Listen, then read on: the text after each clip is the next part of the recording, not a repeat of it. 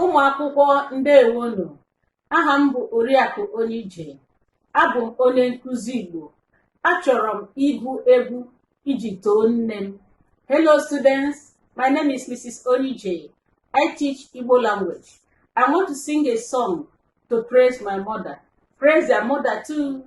Biko gee ntị.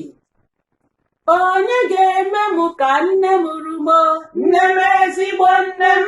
Onye ga-eme m ka nne m rumo, nne m ezigbo nne m. Nne m na-esiri m osikapa, nne m ezigbo nne m. Nne m na-esiri m indomi, nne m ezigbo nne m. Nne m na-esiri m okporoko, nne m ezigbo nne m. Nne m na-ekpere m ekpere ọma, nne m ezigbo nne m. Nne m na-eme m ka m rahụ ụra, nne m ezigbo nne m. Nne m na-azụrụ m efe oyiyi, nne m ezigbo nne m. Nne m na-azụrụ m akpa akwụkwọ, nne m ezigbo nne m. Biko gọziere m mama m, nne m ezigbo nne m. Chukwu biko gọziere m mama m, nne m ezigbo nne m.